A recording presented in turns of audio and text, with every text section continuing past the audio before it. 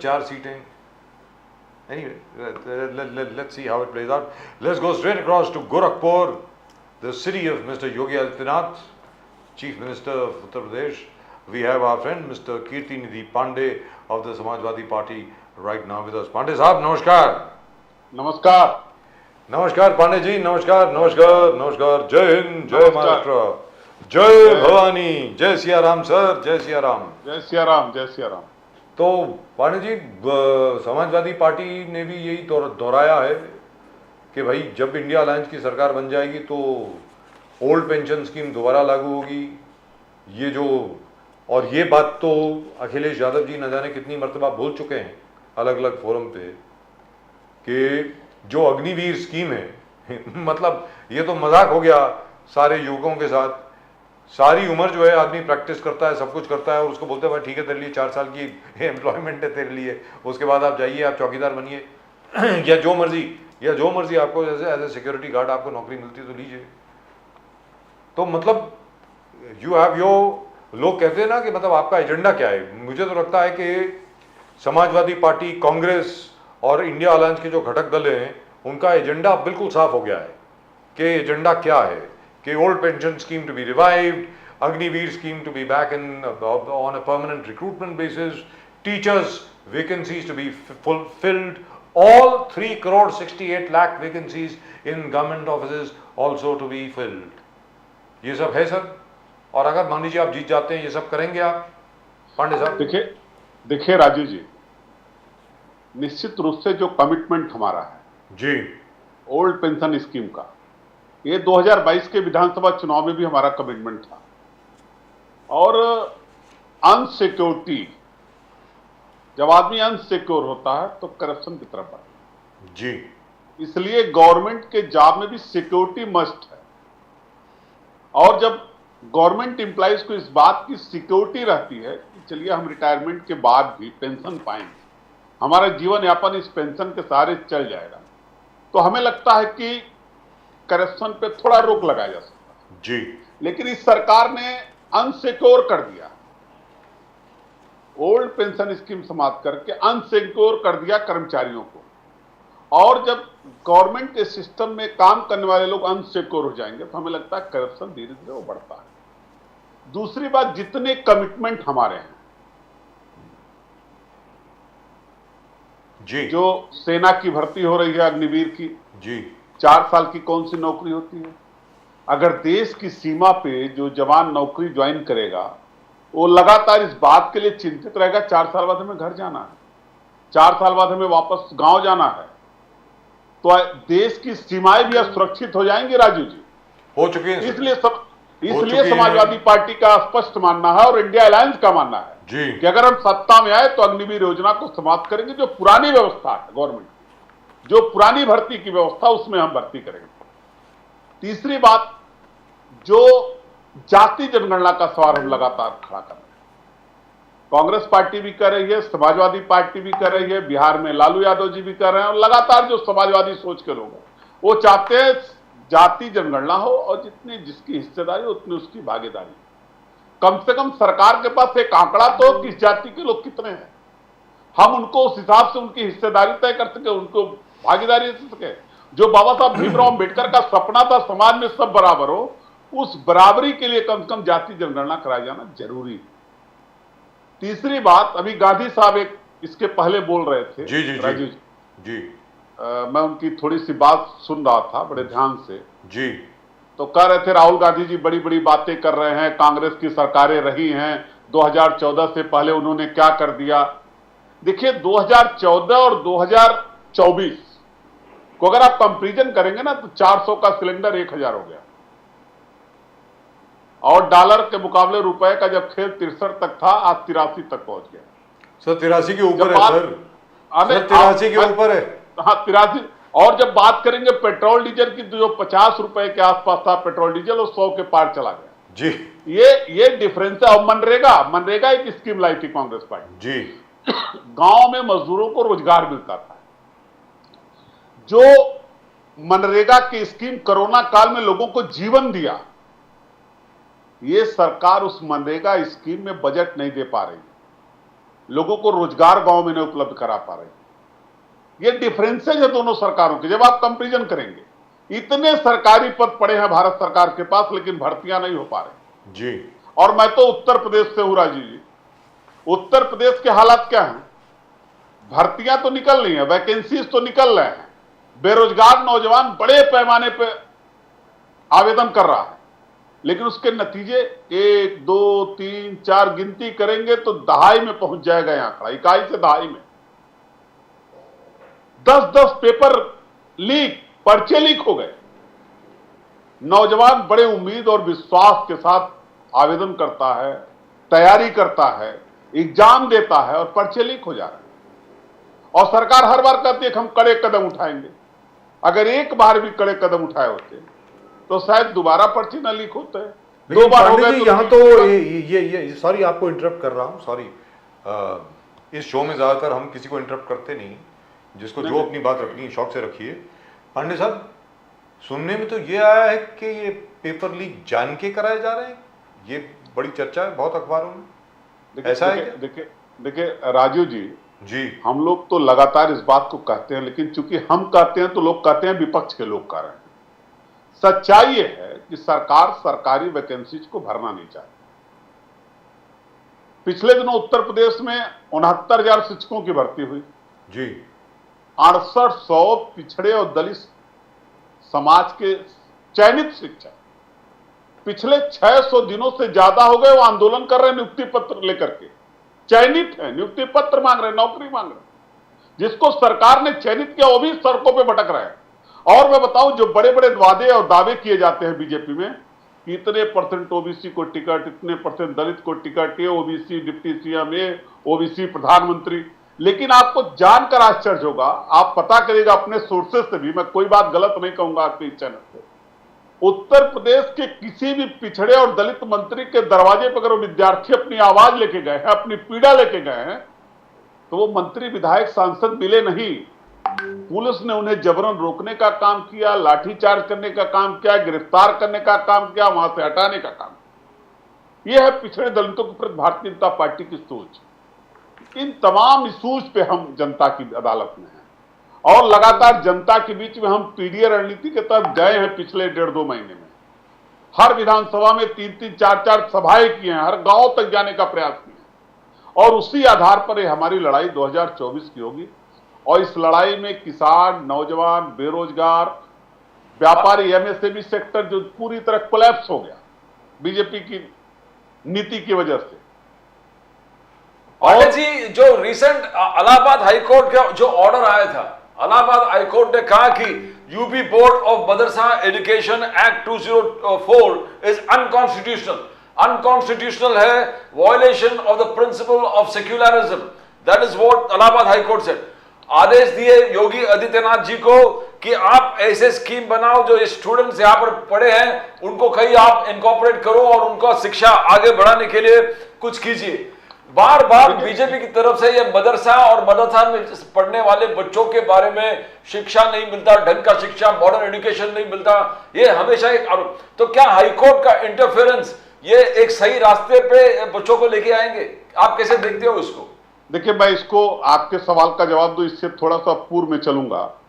जब हमारे नेता आदरणीय मुलायम सिंह यादव जी की उत्तर प्रदेश में सरकार रही तो मदरसों को मिनी IITI की मान्यता दी गई और धार्मिक शिक्षा के साथ साथ टेक्निकल शिक्षा की पढ़ाई और कंप्यूटर भी देने का काम हम लोगों ने मदरसों में किया। मिनी IITI के दर्जा दिया मदरसों को और उसमें धर्म की शिक्षा के साथ टेक्निकल शिक्षा। नेताजी ने कहा कि माइनॉरिटीज का वो नौजवान जो मदरसों में पढ़ रहा है, जो धार्मिक शिक्षा ले रहा है, वो तकनीकी शिक्षा भी ले, जिससे उसके पास रोजगार के अवसर भी उपलब्ध हो। यह व्यवस्था समाजवादी पार्टी ने किया था। लेकिन सवाल है कि माननीय हाईकोर्ट का फैसला है। मैं माननीय हाईकोर्ट से न मैं ऊपर हूं, न आप ऊपर है, न उत्तर प्रदेश ऊपर है। इसकी अपील हो सकती है माननीय सुप्रीम कोर्ट में, अपनी बात इसको रखी जा सकती है माननीय सुप्रीम कोर्ट में, लेकिन जब तक हाईकोर्ट का फैसला काम करेगा तब तक उस पर अमल करने की जिम्मेदारी उत्तर प्रदेश सरकार की। लेकिन पांडे साहब, इसमें तो तकलीफ होने वाली बड़ी, क्योंकि जो गरीब मुसलमान परिवार हैं वो तो अपने बच्चे को उधर भेज देते हैं मदरसे में ज्यादातर, तो उनके खाने की व्यवस्था, रहने की व्यवस्था सब कुछ हो जाती है, जिसकी वजह से बेचारे पल बढ़ जाते हैं। तो अभी क्या करेंगे वो लोग? देखिए राजू जी, समाजवादी पार्टी की जो नीति और नियत थी, मैंने उसको बहुत स्पष्ट तरीके से आपको बताया जी। कि हम चाहते थे कि मदरसों में जो बच्चे धर्म की शिक्षा ले रहे हैं वो तकनीकी शिक्षा ले रहे हैं, और इसी उद्देश्य के तहत हमने मिनी ITI की मान्यता दिया मदरसों को। और इतना नहीं किया, जो मौलाना 1500, 2000, 2500 में शिक्षक के रूप में काम कर रहे थे, मान्यता देने के बाद हमने उनका वेतन बढ़ाया, 20,000, 30,000 तक वो वेतन पाने लगे उत्तर प्रदेश के मदरसों में। अब हाईकोर्ट किस बिहान फैसला किया, यह हाईकोर्ट का अपना अधिकार है, हाईकोर्ट के पास केस गया, लेकिन हमें उम्मीद है कि इसकी अपील मुस्लिम पर्सनल लॉ बोर्ड जो लड़ रहा है इस लड़ाई को, वो निश्चित रूप से माननीय सुप्रीम कोर्ट जाएगा और हमें उम्मीद है न्याय मिलेगा।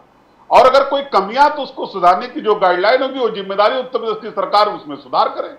दुरुस्त बात है। तो यहाँ पर एक और चीज़ है, जो मुस्लिम वोट ट्रेडिशनली पारंपरिक तौर पर जो हमेशा समाजवादी पार्टी को मिलता था और फिर थोड़ा तितर बितर हो गया था, बिखर गया था, आदरणीय सामान्य असदुद्दीन ओवैसी साहब की AIMIM वगैरह वगैरह इन सब पॉलिटिकल पार्टीज के आगमन की वजह से अब सुनने में यह आया दोबारा कंसोलिडेट होके बहुत ही चुपचाप साइलेंटली वापस समाजवादी पार्टी के पास आ रहा है।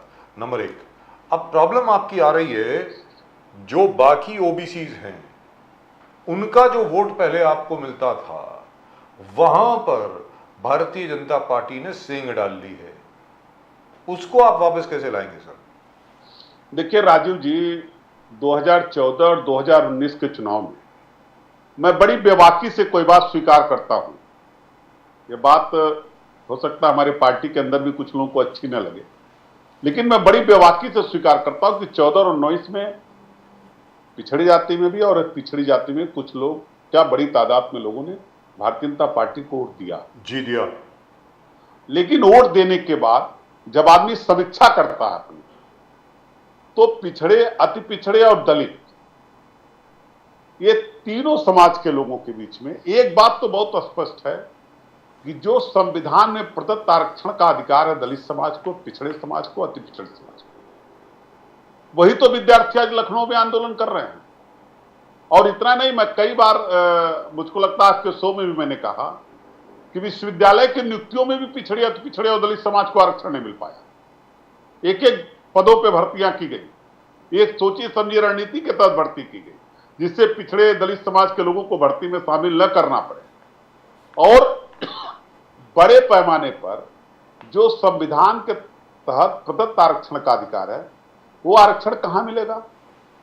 विश्वविद्यालय में, महाविद्यालय में, इंटर कॉलेज में, प्राइमरी स्कूल में, गवर्नमेंट इंस्टीट्यूट में जहां नियुक्तियां होंगी वहीं तो मिलेगा, किसी प्राइवेट कंपनी में तो मिलेगा नहीं।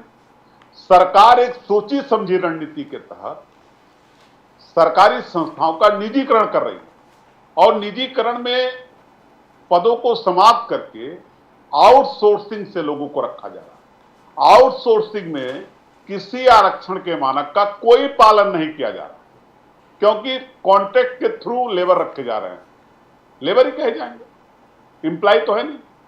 कॉन्ट्रैक्टर जब चाहेगा तब निकाल देगा आपको, जिस डिपार्टमेंट में आपको भेजा काम करने के लिए। ये स्थिति है, और ये बात लगातार हम पिछड़े, दलित, अल्पसंख्यक, अति पिछड़े समाज के बीच में। क्या और हमें भरोसा, सर क्या टीचर्स को भी कॉन्ट्रैक्ट पे रखा जा रहा है आजकल?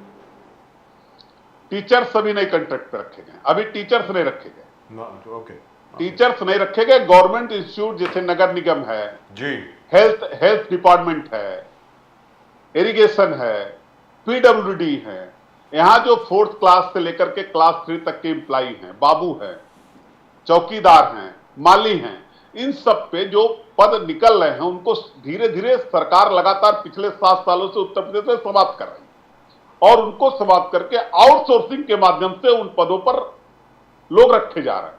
तो उसमें भी आरक्षण का कोई मानक नहीं है।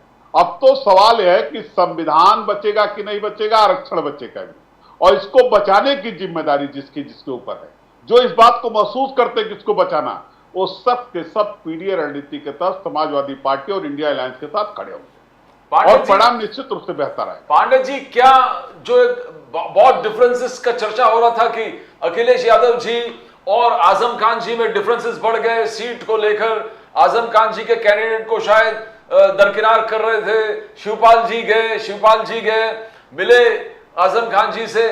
तो क्या बिकॉज 20% मुस्लिम वोट्स है यूपी में, क्या आजम खान जी से नाराजगी लेने से यह बहुत बड़ा डेंट होगा समाजवादी पार्टी के वोट्स पर कि आजम खान के बाद को टाल दिया गया, नहीं सुना, अनसुना कर दिया उनके दूसरे विपक्ष के।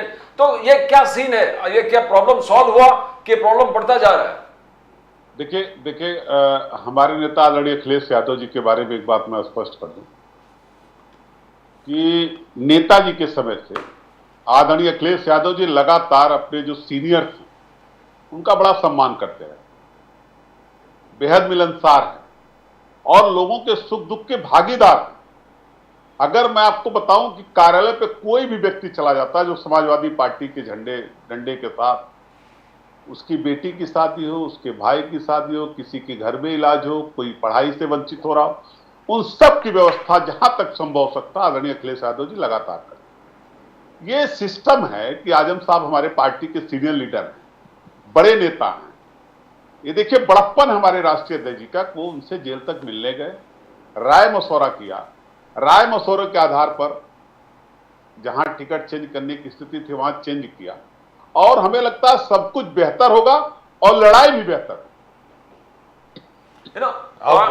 होगी। पांडे जी, दूसरा एक बात है कि केजरीवाल जी के मैटर इस प्रकार से तू ले अरेस्ट ऑफ केजरीवाल तो लोकतंत्र के पिलर्स को हिला के रख दिए हैं।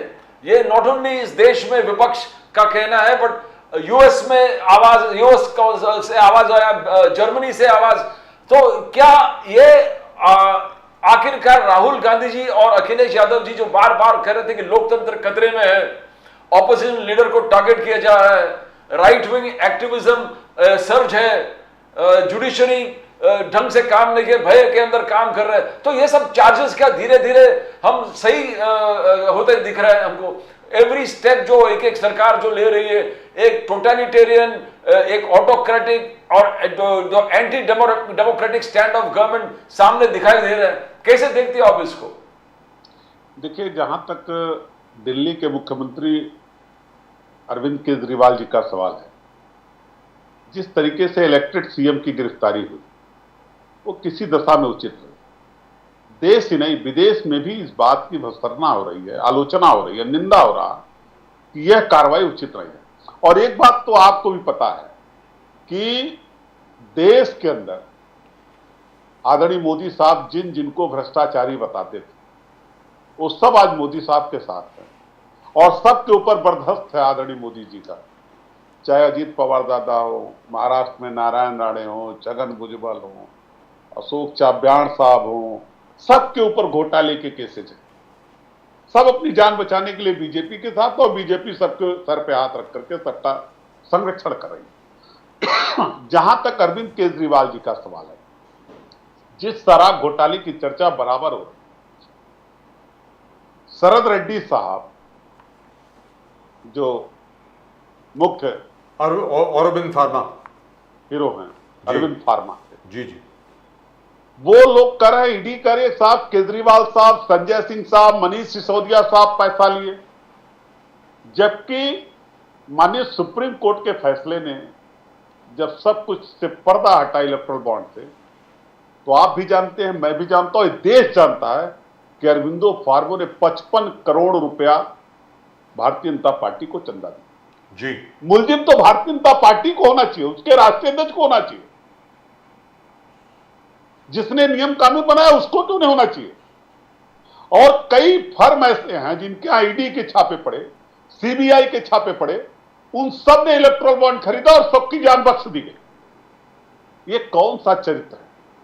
और एक व्यक्ति जो ईमानदारी से दिल्ली के अंदर लोगों को मुफ्त बिजली दे रहा, मुफ्त पानी की व्यवस्था कर रहा, महिलाओं को मुफ्त बसों में यात्रा कराने की बात कर रहा हो, एक बेटे को बेटा बनकर के बुजुर्ग मां बाप को धार्मिक तीर्थ यात्रा कराने की बात कर रहा हो, ऐसे व्यक्ति को आप जेल में डाल करके उसकी आवाज दबाना चाहते हैं? जो लोगों को सुविधाएं मिल रही हैं उससे उनको वंचित करना चाहते हैं? क्या ये दिल्ली की जनता नहीं जानती? लाख प्रयास करने के बाद भी दिल्ली में पूरी दिल्ली भारत सरकार की कैबिनेट दिल्ली में जब प्रचार की तब भी 6-7 एमएलए से ज्यादा जीत नहीं पाए। और मोदी साहब को यह दांव पूरी तरह मैं बता रहा हूं उल्टा पड़ने वाला है। जनता भी इस बात को समझ रही है, केवल दिल्ली नहीं, देश की जनता समझ रही है कि जो मोदी के साथ है वो चाहे जितना बड़ा भ्रष्टाचारी हो उसके वो संरक्षक हैं, जो उनके खिलाफ है वो चाहे जितना ईमानदार होगा, जब मोदी साहब चाहेंगे ईडी, सीबीआई, इनकम टैक्स उसे जेल भेजने का काम करें। मोदी साहब कॉन्फिडेंट है, मोदी साहब, पांडे जी कॉन्फिडेंट है। मोदी साहब बोल रहे हैं कि ये पूरे पार्टियों को देखो, ये टोटली इन्वॉल्व है परिवारवाद में, टोटली इन्वॉल्व है तुष्टीकरण में, टोटली इन्वॉल्व है भ्रष्टाचार में, टोटली इन्वॉल्व है क्षेत्रवाद में और टोटली इन्वॉल्व है जातिवाद में। और बीजेपी ये राहुल गांधी जी का जाति जनगणना को लेकर गिनती शुरू करो, उस चीज मुहिम को लेकर और आलोचना किया कि ग्रेटेस्ट एग्जाम्पल है कि जिस प्रकार जातिवाद का जहर ये सोसाइटी में, समाज में और देश में इंडिया अलायंस डाल रही है। How do you see the charge of the BJP, Pandey ji? देखिए, मोदी साहब अगर कॉन्फिडेंट होते तो सदन से लेकर सदन के बाहर तक कहा जाता था एक अकेला सब पर भारी। अगर एक अकेला सब पर भारी था तो 38 दलों को जुटाने की क्या जरूरत पड़ी, उनको इकट्ठा करके बताने की क्या जरूरत पड़ी कि हमारे साथ 38 दल। दूसरी बात, जब 2014 में मोदी जी परिवारवाद की बात करते थे तब जनता को समझ में आता था। आज तो सैकड़ों ऐसे उदाहरण भारतीय जनता पार्टी में हैं, सांसद के बेटे को टिकट, मंत्री के बेटे को टिकट, मंत्री के पत्नी के बेटे को टिकट, ये परिवारवाद नहीं। और जिस तरीके से मैं तो कहता हूं लगातार गृह मंत्री के बेटे बीसीसीआई के सचिव कब क्रिकेट खेले, कब क्रिकेट की दुनिया में शामिल रहे, कौन सा गेम जानते हैं क्रिकेट का? वो फील्डिंग जानते हैं, बैटिंग जानते हैं, बॉलिंग जानते हैं, विकेट कीपिंग जानते हैं, क्या जानते हैं? वो सिर्फ इसलिए है बीसीसीआई में को गृह मंत्री के बेटे। ये परिवारवाद नहीं। और जहां तक भ्रष्टाचार की बात है, आप जिसको जिसको भ्रष्टाचारी बता रहे हैं वो सारे भ्रष्टाचारी तो आपके साथ है।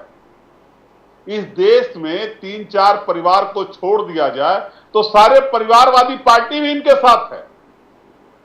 ये प्रिया पटेल की उत्तर प्रदेश में जो अपना दल है वो परिवारवादी नहीं। मियां बीवी दोनों मंत्री, एक भारत सरकार में, एक राज्य सरकार में। निषाद पार्टी परिवारवादी नहीं, बाप मंत्री, बेटा सांसद, दूसरा बेटा एमएलए। ये राजभर साहब परिवारवादी नहीं, अपने एमएलए, मंत्री, बेटा उनका संसद का चुनाव लड़ रहा है। ये परिवारवादी पार्टी नहीं है। मांझी साहब की बिहार में परिवारवादी पार्टी नहीं है। अजित पवार शिंदे साहब की पार्टी परिवारवादी पार्टी नहीं है आज के दौर में। कितने परिवारवादी पर एक चीज पांडे जी, मैं आपसे एक चीज पूछना चाहूंगा, ये मुझे बड़ा अजीब लग रहा है। यही मांझी साहब है ना जिन्होंने रामायण के खिलाफ बहुत कुछ बोला था। ये वही मांझी साहब हैं जो श्री राम के खिलाफ, मां सीता के खिलाफ न जाने क्या कुछ बोल गए थे। आज वो मांझी साहब बीजेपी के साथ हैं सर।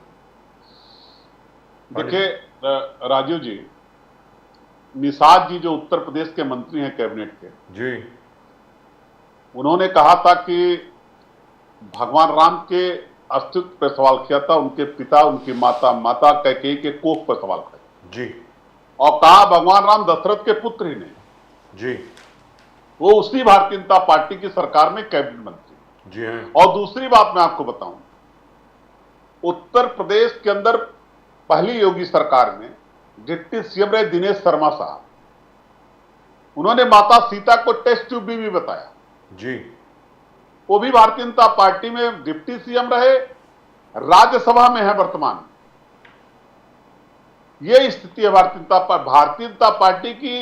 एक वो गाने की लाइन है ना, अपने करे तो रास लीला, दूसरा करे तो करेक्टर ढीला। यही भारतीय जनता पार्टी का चित्र है कि अपने जो करे तो सब सही, दूसरा कुछ कह दे तो वो धर्म विरोधी, राम विरोधी, हिंदू विरोधी तमाम आरोपों से उसको सजोएंगे। जो इनके साथ है वो कुछ भी कहे वो सही। राम मंदिर का पुनर्निर्माण पांडे जी 500 साल के बाद हो गए। जिस प्रकार से अयोध्या और काशी का एब्सोल्यूट डेवलपमेंट, एक टूरिज्म लेवल, एक न्यू हाइट उत्तर प्रदेश जहां है। काशी का उन्होंने आंकड़ा दिया कि 25,000 करोड़ का बिजनेस ऑलरेडी एस्टैब्लिश हो चुका है। 2 साल में करीबन 13 करोड़ विजिटर्स वहां पर ऑलरेडी आ चुका है काशी में। आप 500 साल के बाद अयोध्या में राम मंदिर का पुनर्निर्माण, 500 साल के बाद पहली बार होली खेला गया। सीएम योगी आदित्यनाथ का यह गर्व की बात है कि राम मंदिर पुनर्निर्माण ही नहीं, होली भी खेला गया 500 साल के बाद। एक ऐतिहासिक हिस्टोरिक अचीवमेंट है अपने आप में। तो क्या यह अचीवमेंट यूपी के लोग भूल जाएंगे जब वोट देने जाते हैं? तो ये सब नहीं उनके दिमाग में आएंगे कि यही है कि डेवलपमेंट और जो स्पिरिचुअल एनलाइटमेंट है उस चीज को सब जीवित रखकर इस सरकार ने दोनों धर्म और कर्म का फर्ज निभाया। How do you see that Pandey ji? देखिए, कभी हमारा तो अनुरोध है कि आप और राजीव जी कभी अयोध्या आइए, रामलला के दर्शन करिए और जिस मंदिर निर्माण की वो बात कर रहे हैं उसकी वस्तुस्थिति से अवगत होइए। जी, हम लोग भी हिंदू धर्म को मानने वाले हैं, सनातन धर्म को मानते हैं। हम लोग गांव में रहे, शहरों में रहे, छोटे बड़े जब कभी भी मंदिरों का निर्माण होता है तो मंदिर में प्राण प्रतिष्ठा तब होती है जब मंदिर पूरी तरह बन के तैयार हो जाता है। अयोध्या पहला ऐसा जगह है, रामलला का वो मंदिर पहला मंदिर होगा जो अधूरे निर्माण के बीच में केवल चुनाव को दृष्टिगत रखते हुए रामलला के मंदिर की प्राण प्रतिष्ठा करेंगे, जिसपे सवाल तमाम शंकराचार्य लोगों ने भी खड़ा किया। लेकिन यहां तो राजनीति में गेन करना है, उसका राजनीतिकरण करना है। आज भी वो मंदिर हमें लगता है जो संरचना उसकी है, जो नक्शा उसका पास है, उसमें 25% केवल 30% उस मंदिर का निर्माण अभी तक हो पाया। अधूरे निर्माण के साथ भगवान की प्राण प्रतिष्ठा कराने वालों को सबक भी भगवान रामलला ही सिखाएंगे, उसका जवाब भी भगवान रामलला ही देंगे। ये इलेक्ट्रल बॉन्ड आसानी से नहीं खुलता, ये रामलला की देन है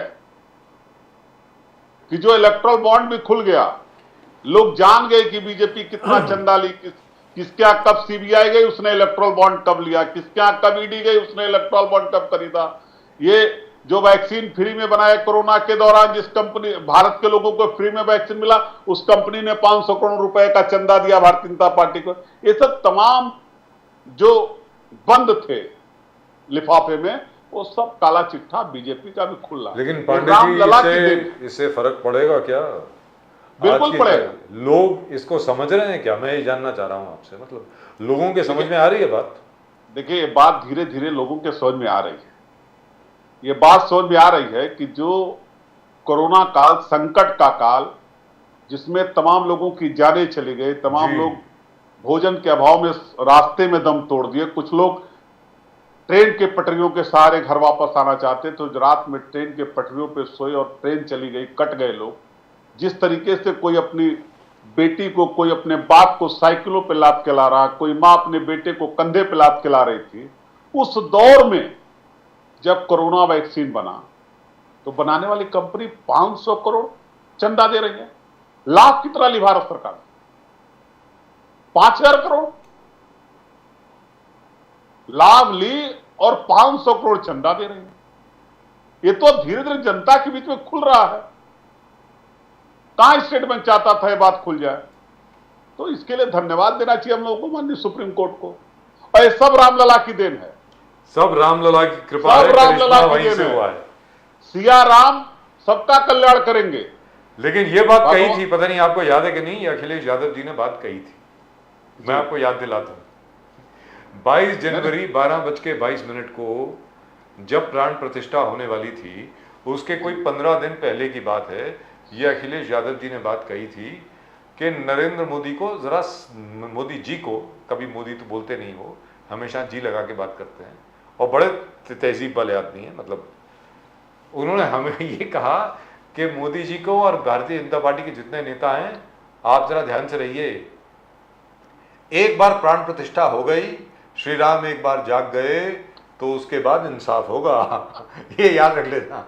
एक राजू जी कार्यक्रम था जी, राम से राष्ट्र की ओर जी, तो हमें भी आमंत्रण था वो बेसिकली कार्यक्रम तो था आरएसएस का, जी लेकिन मैं कहा मैं अगर बोलने का अवसर मिले तो मैं आ सकता हूं, और है तो कार्यक्रम आरएसएस का, कहना बिल्कुल बोलिएगा। मैं उसमें गया और मैंने कहा कि राम से राष्ट्र की ओर की चर्चा हो रही है। जब भारत के लोगों के अंदर राम का चरित्र आ जाए,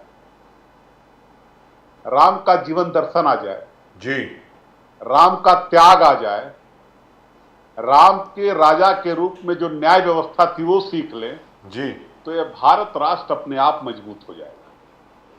तो ये भारतीय जनता पार्टी को लोगों को भगवान राम से कुछ सीखना नहीं, न उनका त्याग सीखना है, न उनकी राजा बनने के बाद जो कार्य प्रणाली रही, जो नीति रही, जो आरोप प्रत्यारोप पे उनके फैसले होते रहे, न उसको सीखना है, न समर्पण सीखना है, न माता पिता के प्रति लायल होना है।